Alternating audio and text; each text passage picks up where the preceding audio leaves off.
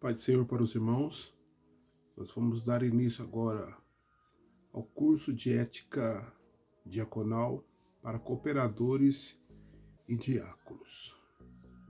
Neste módulo, nós vamos aprender como se portar, como ser um bom obreiro na presença de Deus. Exclusivo para cooperadores, diáconos, cooperadoras, diaconisas e todos aqueles que almejam um cargo ministerial. Sejam muito bem-vindos e sejam abençoados através da palavra de Deus. No texto áureo que vamos ler a respeito de ministério, de servidão a Cristo, de servir a Cristo, se conta no livro de Atos, capítulo 6, verso do 1 ao 6. Vamos ler o texto. Livro de Atos dos Apóstolos, capítulo 6, versículo de 1 ao 6. Ora, naqueles dias, crescendo o número de discípulos, houve murmuração dos gregos contra os hebreus, porque suas viúvas eram desprezadas no ministério cotidiano. E os 12, convocando a multidão dos discípulos, disseram: não é razoável que nós deixemos a palavra de Deus e servimos as mesas. Escolhei, pois então, irmãos dentre vós, 7 homens de boa reputação, cheios do Espírito Santo e de sabedoria, aos quais constituímos sobre esse importante negócio. Mas nós perseveramos na oração e no ministério da palavra. E este parecer contou com toda a multidão, e elegeram Estevão, homem cheio do Espírito Santo, Filipe, Pórcoro, Nicanor, Timão, Parméias e Nicolau, prosélito de Antioquia, e apresentaram ante os apóstolos. Estes, orando, lhe impuseram as mãos. E crescia a palavra de Deus em Jerusalém, se multiplicando o número de discípulos, e grande parte dos sacerdotes obedecia à fé. Esse é um texto que fala principalmente da área a qual nós vamos falar sobre cooperadores e diáconos.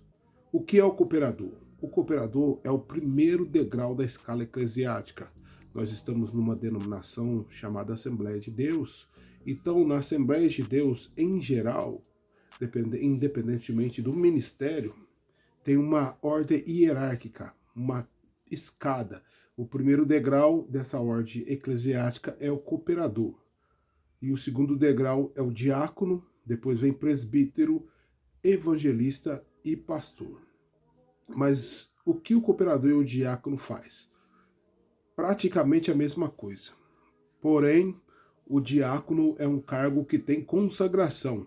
Já cooperadores não é necessário consagração, e sim uma separação, separando homens e mulheres para uma possível consagração ao diaconato. Por que se levantaram os diáconos? A igreja primitiva crescia de forma exponencial. Então, os apóstolos, posso dizer Pedro, que era o líder da igreja naquela época, eles tomaram por decisão de escolher esses 7 homens cheios do Espírito Santo para que fizessem a parte de serviços, já que os mesmos eram responsáveis para propagar o evangelho. Então, eles pregavam e tinham que servir também. E isso dentro do âmbito que eles estavam vivendo. Alguns gregos aceitaram a palavra, e esses gregos estavam ficando por fora. As viúvas estavam por fora do convívio e dos cuidados daquela igreja que ali crescia. Então, esse é o motivo a qual se levantaram os diáconos, para servir e tirar a carga que estava nos ombros dos apóstolos. Os primeiros diáconos, Atos 6 e 3. Escolhei, pois, irmãos, dentre vós 7 varões de boa reputação, cheios do Espírito Santo e de sabedoria, aos quais constituímos sobre esse importante negócio. Quais os requisitos para exercer o ministério diaconal? Primeiro, boa reputação. Não há como fazer a obra de Deus sem uma boa reputação. O maior testemunho é fora da igreja. Ou seja, o que eu sou dentro da igreja, eu tenho que ser fora da igreja. Porque é uma nuvem de testemunha nos olhando. Estão nos condenando pelos nossos atos e as nossas ações.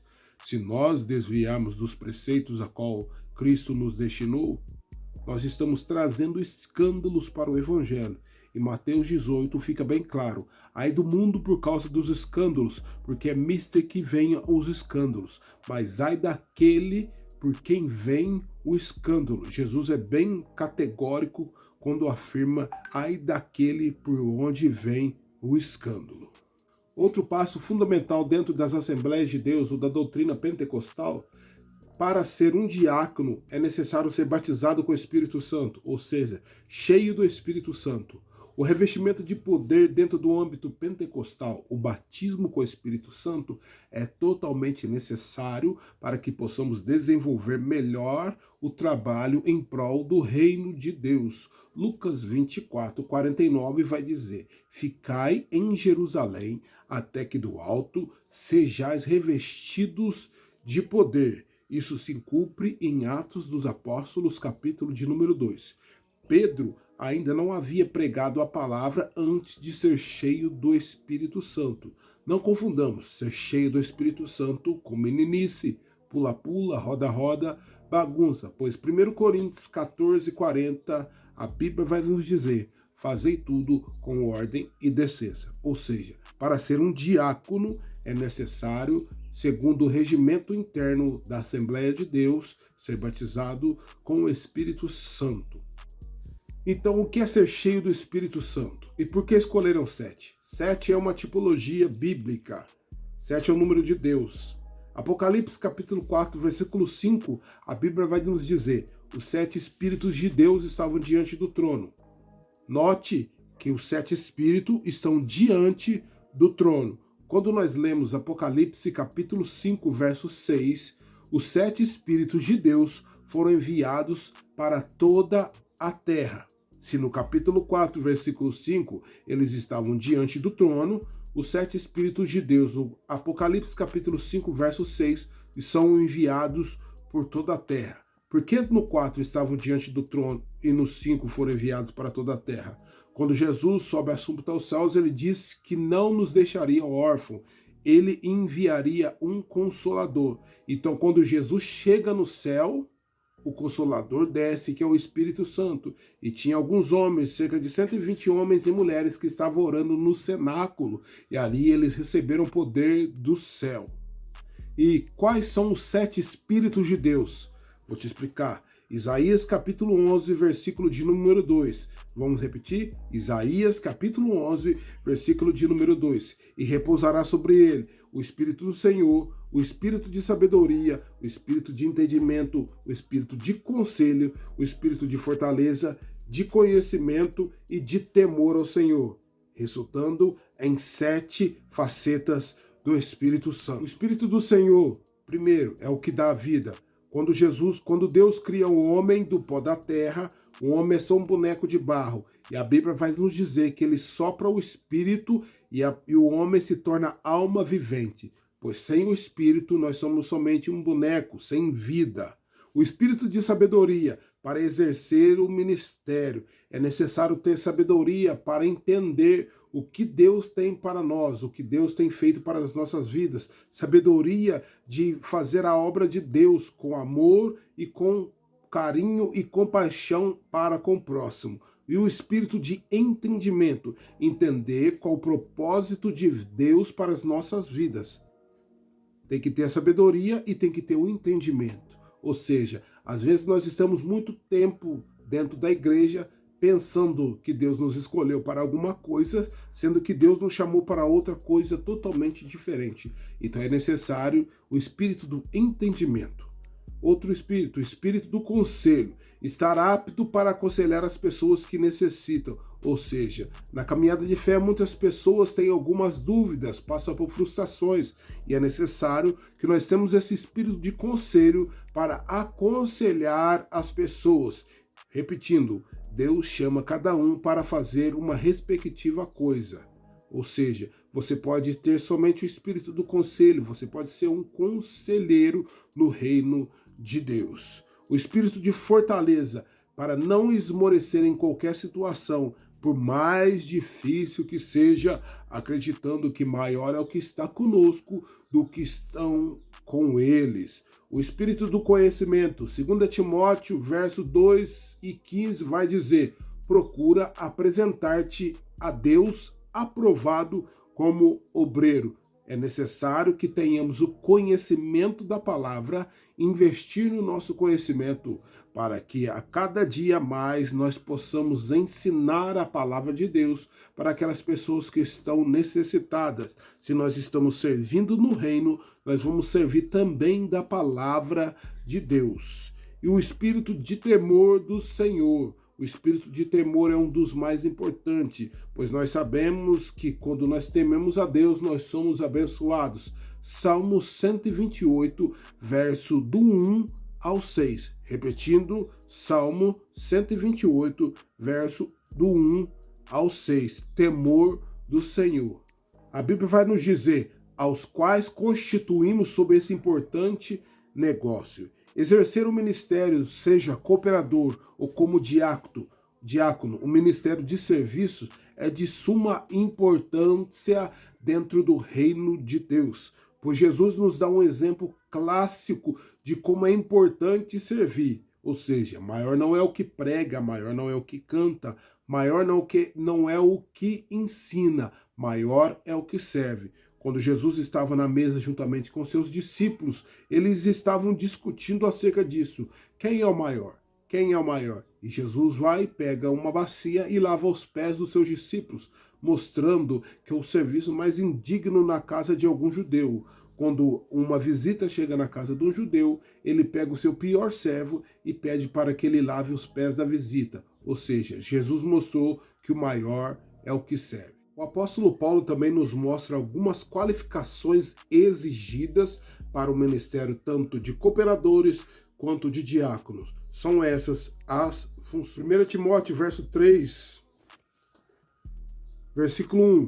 Esta é uma palavra fiel. Se alguém deseja o episcopado, excelente obra deseja. Episcopado significa cargo, ou seja, se alguém deseja servir, excelente obra deseja. Repetindo, servir é o maior dos ministérios. Jesus veio como servo, veio nos servir e não para ser servido. Se a obra é excelente, nos convém fazer com excelência a obra do Senhor, porque a Bíblia vai nos dizer em Colossenses 3, 23 e 24, tudo que fizeres, faça de todo o coração, como para o Senhor, não para os homens, sabendo que receberão do Senhor a recompensa da herança de Cristo e o Senhor que vocês estão servindo. Pois nós somos cooperadores de Deus, vocês são lavoura de Deus e edifício de Deus. 1 Coríntios 3 e 9. Se nós somos lavoura de Deus, Deus ele joga a água da vida e ele planta a semente. E a semente tem que gerar frutos. Versículo de número 3. Não dado ao vinho, não espancador, não cobiçoso, nem de torpe ganância, mas moderado, não contencioso, não avarento. Não dado ao vinho, não há possibilidade nenhuma de um crente servo do Senhor ser dado ao uso de bebidas alcoólicas para satisfazer as suas próprias vontades. Alguns que estão na carne vão dizer que a Bíblia diz que o pecado é se embriagar. Mas em qual momento nós saberemos que estamos embriagados? Quando já estivermos embriagados. Simples, quando estivermos embriagados. Efésios 5,18 vai dizer, não vos embriagueis com vinho que a contenda, mas se enchei do Espírito Santo. Não cobiçoso, não espancador, não de torpe ganância. Não espancador, não que bata em seus filhos e suas mulheres e em sua mulher. Não cobiçoso, que quer entrar na obra de Deus para que alcance algum bem material ou que alcance algum status. A obra de Deus não é dessa maneira. Não contencioso, não avarento. Que não crie contendas entre os irmãos e que não tenha o espírito de avareza, que seja repreendido esse espírito da vida dessas pessoas. Esses são alguns requisitos para que sejamos escolhidos para o episcopado, para o ministério diaconal. Versículo 4. Que governe bem a sua casa. Existem irmãos que são uma bênção dentro da igreja. Irmãs que são uma bênção dentro da igreja, mas em casa são os piores. Como nós vamos fazer a obra de Deus, governar as coisas de Deus, se nós não conseguimos governar a nossa própria casa?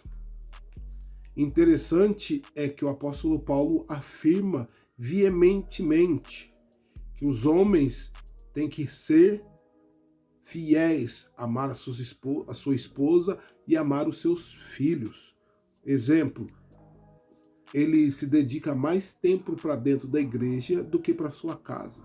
A mulher não cuida da casa, tomada pelo espírito do empoderamento feminino e pelo feminismo que vem invadindo as igrejas. E os homens deixaram a sua obrigação, se acomodaram na situação, não educam, não protegem os seus filhos e sua esposa. É necessário ter uma vida santa e separada, tanto na igreja quanto em casa. Se na igreja você dá glória a Deus, aleluia, em casa você não deve falar palavrão nem maldizer nenhum dos seus que ali se encontra.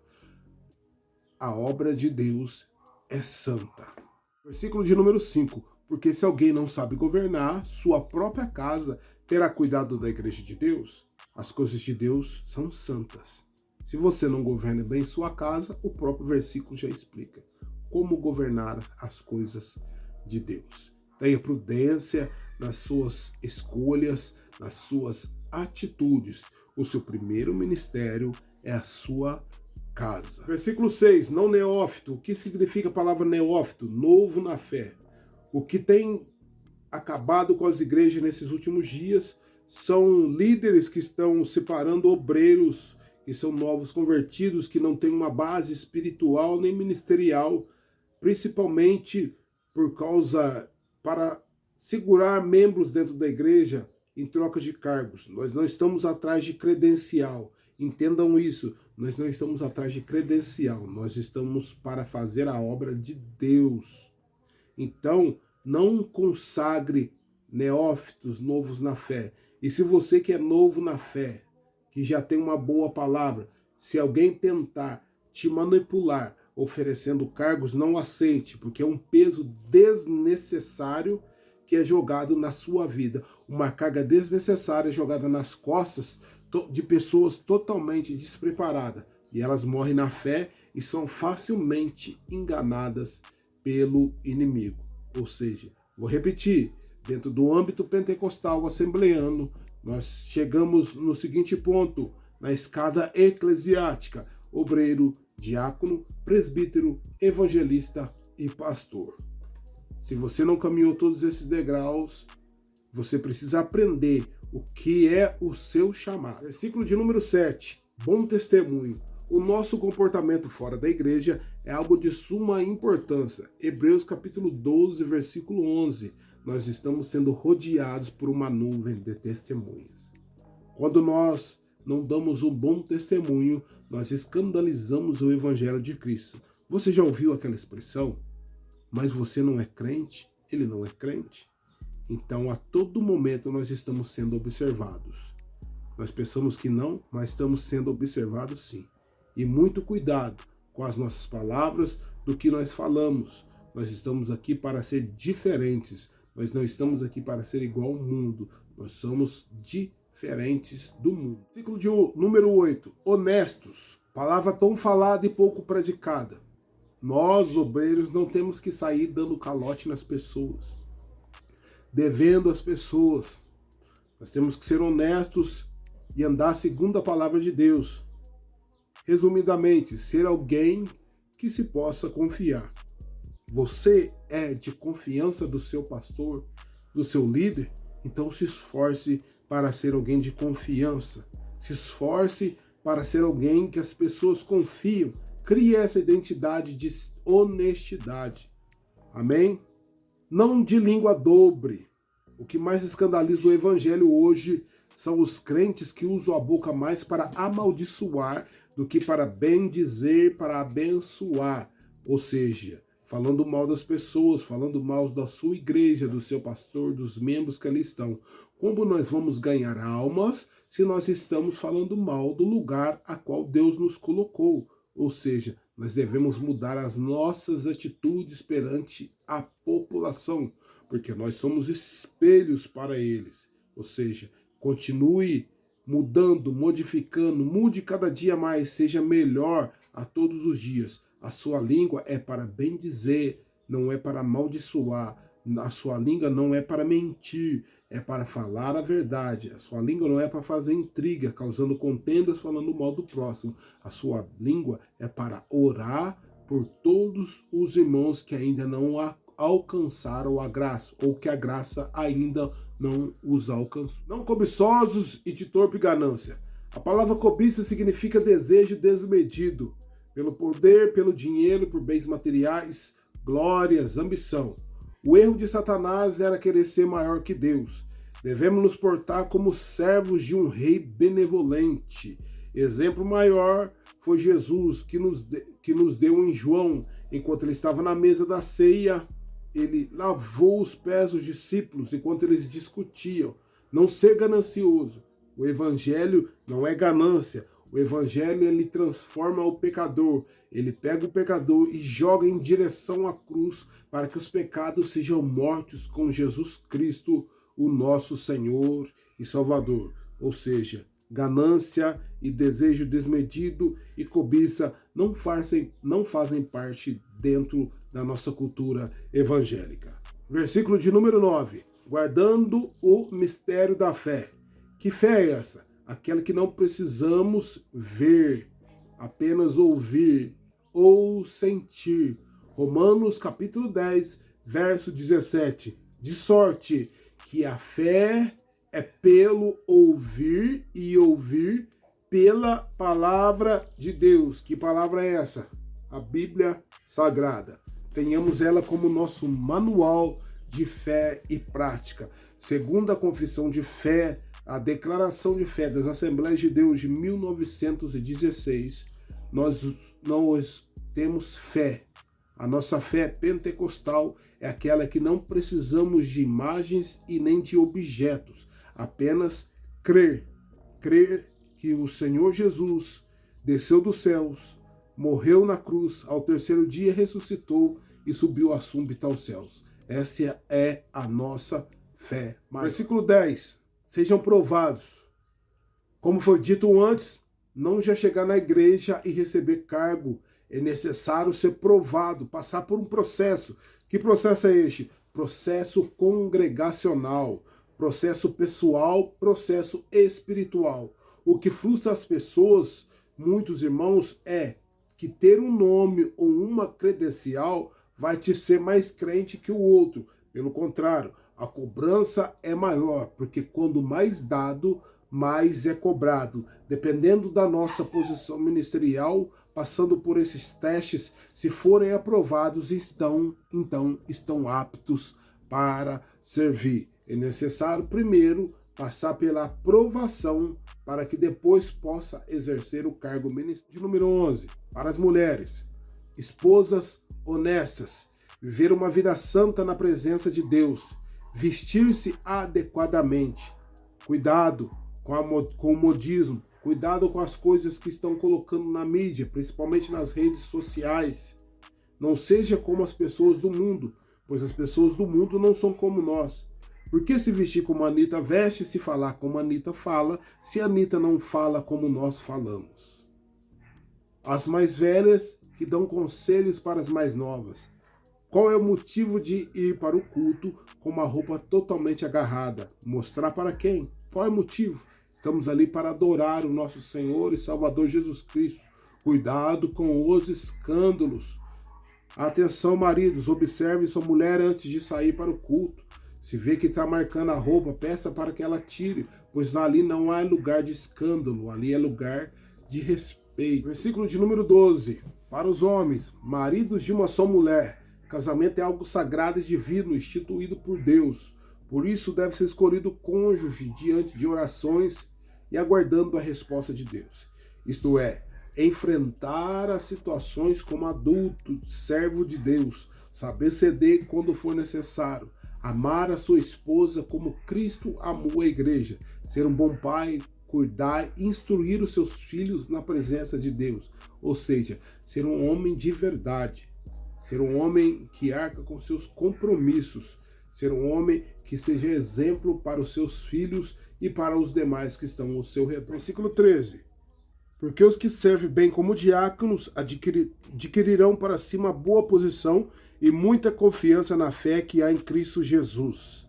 Ou seja, Se você é um bom membro, se tornará um bom cooperador. Se você é um bom cooperador, se tornará um bom diácono. Se você é um bom diácono, se tornará um bom presbítero. Se você é um bom presbítero, se tornará um bom evangelista. Se você é um bom evangelista, se tornará um bom pastor. Ou seja, faça a obra com vontade, amor e afinco. E você se tornará bom naquilo que você faz. Porque fazer para Deus é muito bom. Lembrando que na caminhada ministerial não é como se fosse uma empresa. Ou seja, um cargo da empresa onde você vai almejando chegar até um devido lugar. Na caminhada ministerial é diferente, é chamado. Às vezes, Deus vai te chamar para você ser um diácono, você vai ser um diácono para o resto da vida. Não que isso seja menos, isso é louvável aos olhos do Senhor. Como no começo do versículo vai dizer, quem decide o episcopado, excelente obra deseja. E os próprios apóstolos disseram, esse importante negócio é coisa muito importante para pessoas de suma importância que Deus escolheu para esses serviços. Estes são apenas alguns requisitos para que sejam escolhidos para exercer o ministério diaconal. Devemos buscar e perseverar para que possamos cumprir tais ordenanças que foram instituídas por Deus. Será que estamos aptos para exercer com maestria e sabedoria essa importante tarefa que foi colocada em nossas mãos? Quando olho para o contexto bíblico, será que estou apto para começar a jornada ministerial? E mais, tirar o peso de nossos líderes, dividindo a carga alta que eles carregam? A obra carece de irmãos que estejam dispostos a se doar para o trabalho. Mateus capítulo 9, verso 37. Então disse aos seus discípulos, a seara é grande, mas os trabalhadores são poucos. Ou algumas traduções, os ceifeiros são poucos. Você está preparado? Qual a função do cooperador e do diácono? Vamos contextualizar. Quando Deus instituiu a Moisés que levantasse o tabernáculo é uma tipologia onde mostra a igreja de Cristo nos dias de hoje. Êxodo 40. Então ali existia uma hierarquia igual nos dias de hoje. Então das 12 tribos de Israel foram chamados os levitas, pois esses não tinham porção de terra.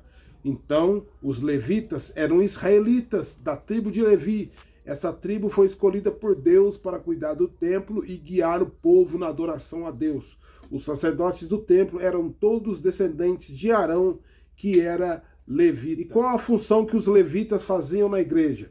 Guardas, administradores, músicos e líderes de louvor instituídos por Davi durante o seu reinado. Professores que ensinavam as leis de Deus. Ou seja, os levitas são aqueles que são descendentes de Levi, terceiro filho de Jacó. Nos dias de hoje já não se existem mais levitas, ou seja, quem canta não é levita, é apenas adorador ou cantor. Então, como no período da igreja primitiva já não havia distinção de tribos, o ministério levítico foi trocado pelo ministério diaconal. Dentro do âmbito pentecostal assembleano, as funções dos cooperadores e diáconos são as seguintes: limpeza da igreja. Sim, é função do cooperador e do diácono fazer a limpeza da igreja, cuidar dos utensílios do templo. Terceiro, portaria, recepção, receber as pessoas, encaminhá-las para sentar num lugar mais seguro, mais confortável. Essa é a responsabilidade dos cooperadores e diáconos, anotar o nome das pessoas para que sejam apresentadas durante o culto. Estar espiritualmente atento. Nas igrejas antigas, dizem que quando uma pessoa entrava com o espírito imundo, os diáconos e cooperadores na porta já estavam aptos para expulsar aquele demônio, ou seja, ele nem chegava a entrar dentro, quando entrava já estava liberto.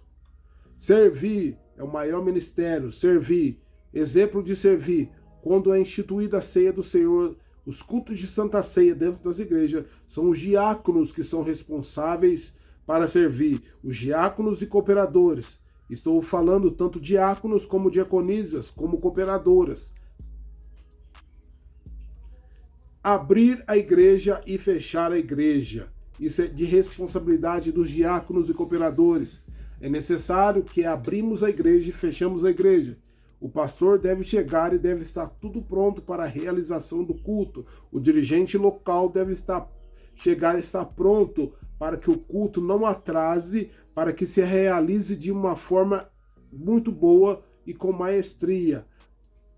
Auxiliar na filantropia, na visita dos necessitados. Sim, os diáconos, diaconisas, cooperadores e cooperadoras são aqueles que fazem as visitas, tirando o peso do pastor que é para cuidar das ovelhas. Aí quando o obreiro achar necessário, informe o seu pastor, para que ele também tome conta dessa situação. Mas todas as visitas devem estar abaixo da supervisão do seu pastor, do seu líder, do seu pastor local. Ou seja, não faça nada sem avisar o seu pastor. Normalmente quem faz essa função de visita, de filantropia, são as irmãs, como verdadeiras diaconisas de Deus, cumprindo um papel de exímia qualidade, cuidando, sarando e aconselhando todos aqueles que necessitam de uma palavra de Deus. Auxiliar na visita aos desviados, aos novos convertidos, é função de mais alto valor, auxílio do pastor da igreja. Servir, como eu já disse, na distribuição do pão e no vinho na ceia do Senhor.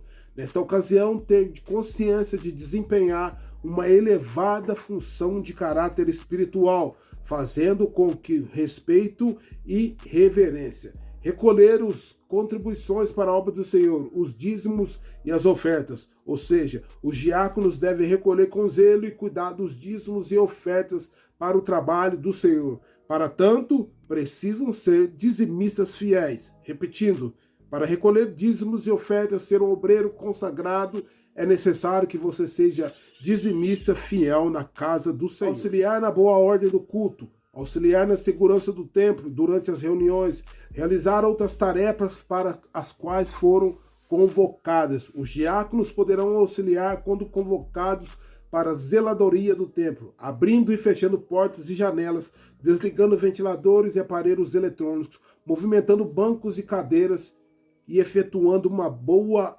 obra do Senhor. Como o diácono deve se portar na igreja?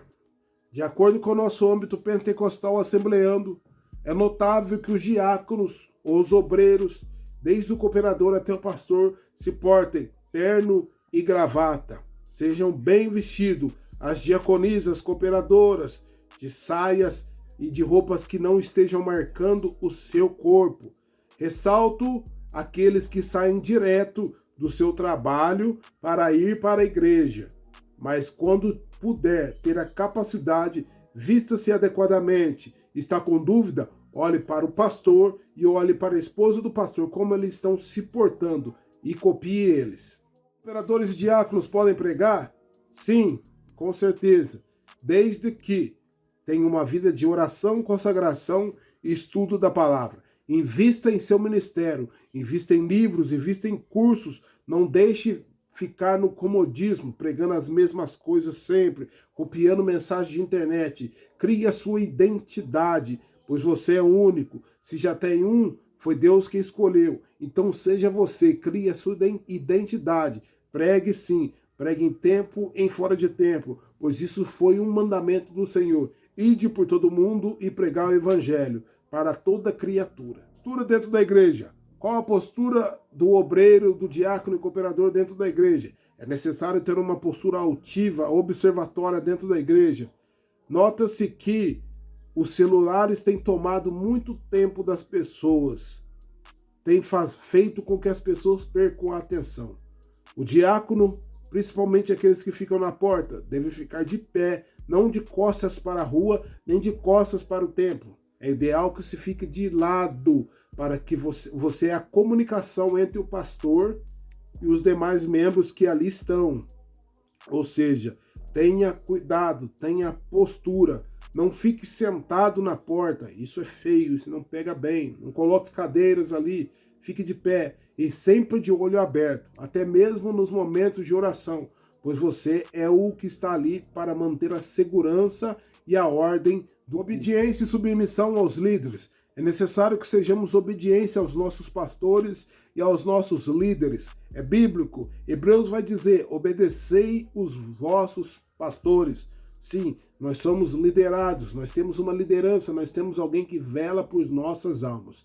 Então, é necessário obedecer. Se nós desobedecermos, estamos em desobediência. E desobediência é pecado. E pecado não entra no reino de Deus. Então, seja obediente. Cuidado com as redes sociais.